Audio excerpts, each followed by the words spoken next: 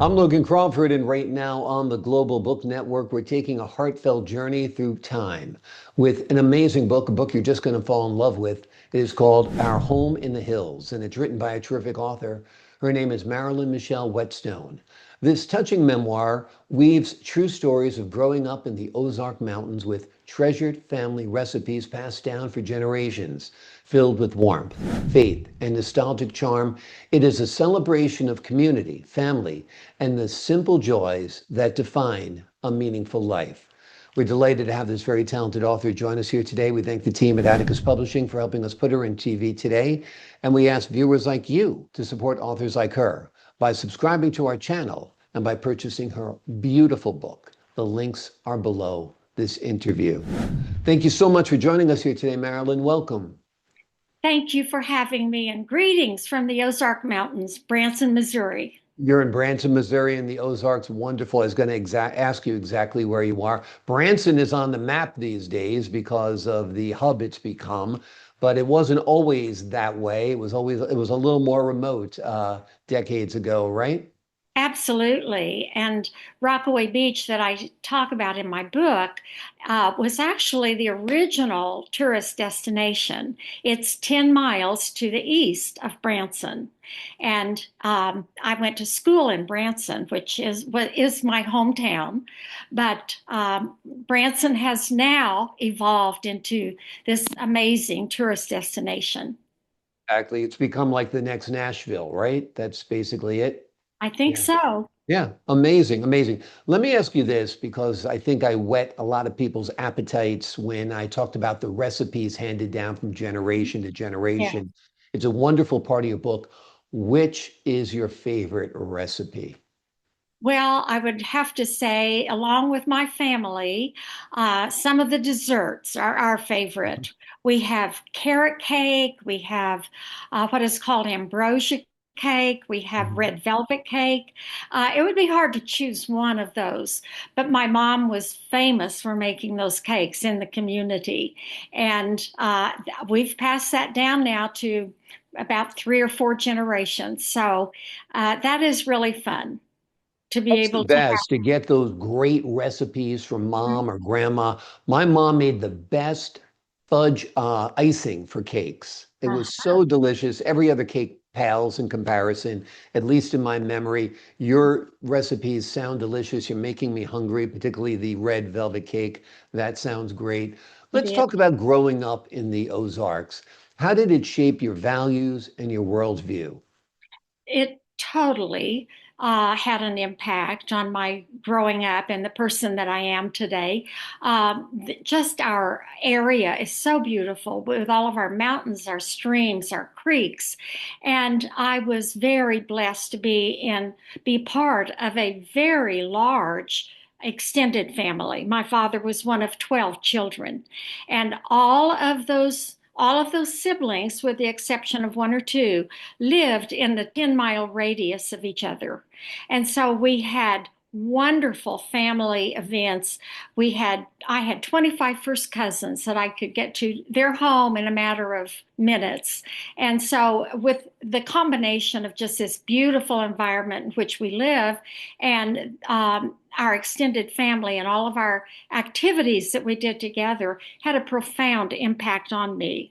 And that's really one of the reasons that I wrote my book. Amazing to have all those siblings, all of those cousins and aunts and uncles and everything else that goes with it. It really is kind of a blast from the past because people are so transient nowadays. You know, Yeah. you live where you grew up. A lot of people don't. Do you Well, still have a lot of?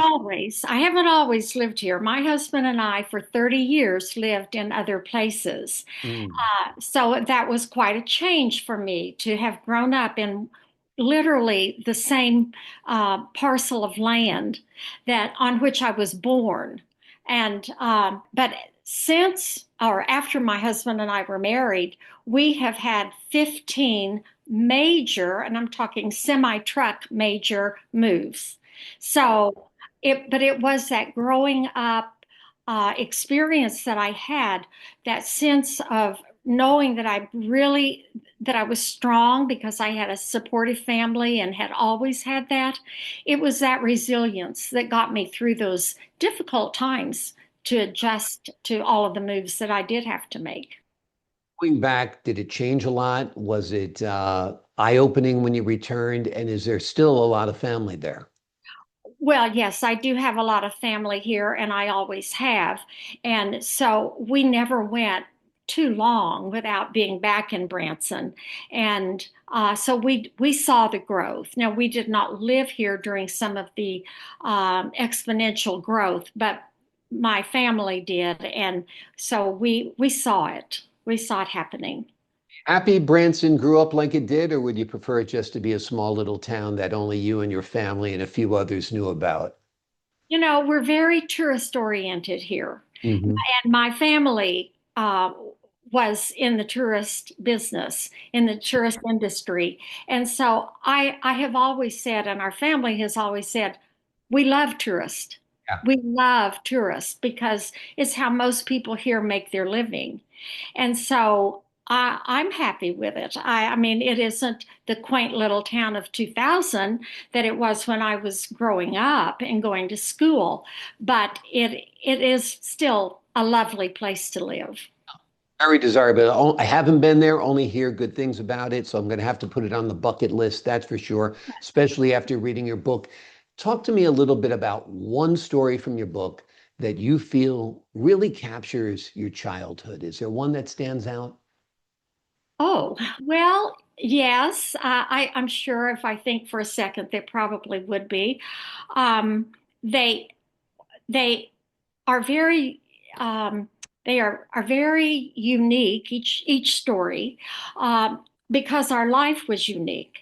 And I have written the book. It wasn't necessarily planned, but it just kind of evolved that each chapter is written kind of in chronological order throughout the year, or seasonal order, I should say. Um, we had many traditions. We had strong traditions with our large family. And so each one of those are special in a way. But I think I would probably say the chapter called The Paradigm Shift. And the reason for that is because our life was so ordered and orderly and so predictable, we knew what was going to happen with every season. It was just like clockwork. Uh, Christmas, Thanksgiving, snow days, everything was not, there was nothing really that was too out of the ordinary as far as our days were concerned. But I think to answer your question, the paradigm shift, which talks about how everything was so orderly, but then after Labor Day, in the years that I was growing up, Labor Day was kind of the end of the season. And it was just such a wonderful feeling for me and for my siblings and our parents to say, okay, we're just going to slow down now because we were a mom and pop resort. And the whole family had to contribute to making that operate smoothly. But when Labor Day came and we were back in school, it was like, okay, now I'm just going to be a normal kid. And I'm going to ride my bike and I'm going to enjoy the fall leaves and all the things that are coming up in the fall with the sports that we just did like any normal family. I love that after Labor Day feel of summer places. You know, there's just they're kind of yours again. The crowds have left. It's people you know. There's still some people visiting, but those are only the diehards. And there's something really quaint. I love visiting the Jersey Shore after Labor Day or wherever it might be. And there is a real special feeling about it. Faith is a big part of your story as well. It's played a role in your life and the stories that you share with readers. Tell us a little bit about your faith and growing up. And I guess that was instilled in you by your family, right? Absolutely. I feel very blessed to have been born into a Christian home. I have no recollection of ever not going to Sunday school and church. Yeah. And it was really not necessarily preached in my family, but it was modeled. And not just with my parents, but with my aunts and uncles. You have to understand, I had about 15 aunts and uncles, sets of aunts and uncles. And to see each of those aunts and uncles living their life in a way that we were taught was the right way to live, that was very impactful. Absolutely, absolutely. It's such a grounding force when your parents do give you that gift of faith when you're Yeah. young, and it certainly sustains you throughout your whole life. Have you envisioned this as a TV series? I mean, I can picture the Ozarks, the beautiful scenery, the wonderful summer resort, the family working together, the extended family. I mean, I think this could be really terrific, right? So many people have said that to me. I have one cousin who called me just recently and she said, Marilyn, I just think you need to do a TV series on this. And I said, well, I don't do TV series, but I would be happy to cooperate in one Right. because we're my cousins and I, we're in our advanced years. There's, no question about that. And to still have those memories and to still just have that joy in our heart of what it was like to have been part of this large family, it really seems worth telling and worth uh, kind of repeating the experience for some because we live in such a fast-paced world that and some of the young people of today are using social media as their influencers rather than parents, and we would just like I would like to share with the younger parents today how important it is to give their children time, to give their children the gift of their attention.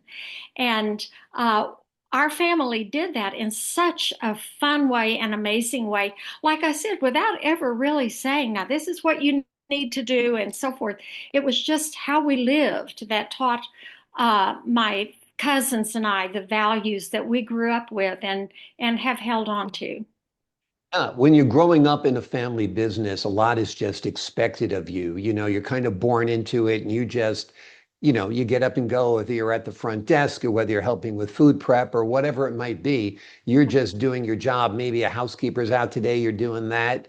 And it's kind of the joy of it too, because there's such an energy and such a buzz. Let me ask you this, is the resort still in business that your family had? No, it is not.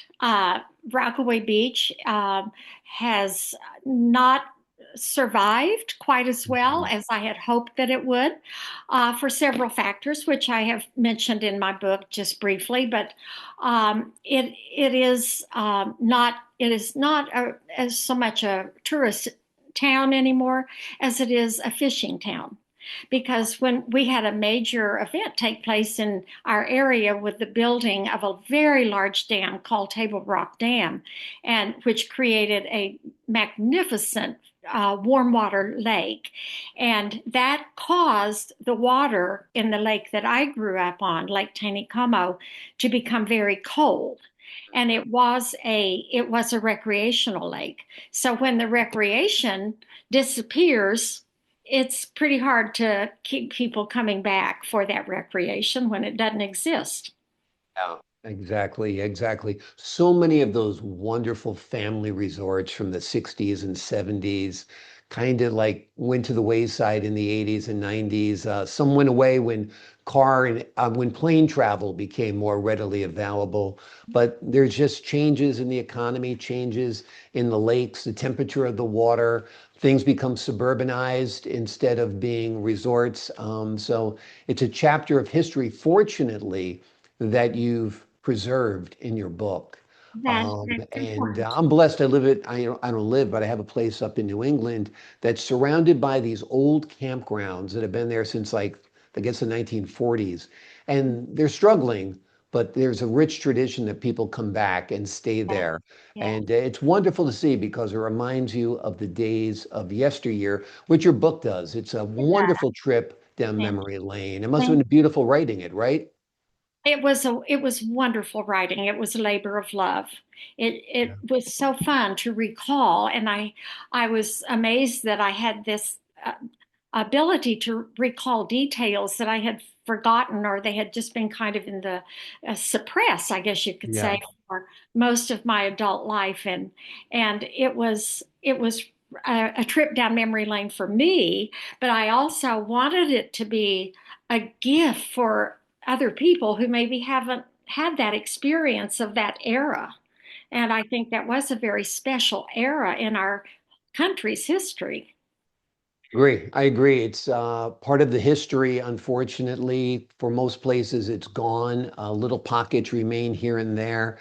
And this digital age, we're all very busy. We're all doing different things. We all live different types of lives. But you have preserved a wonderful slice of Americana in your book, Our Home in the Hills, true stories about an idyllic Ozark childhood and treasured family recipes from the last 100 years. It is a beautiful tribute to faith, family, and timeless traditions.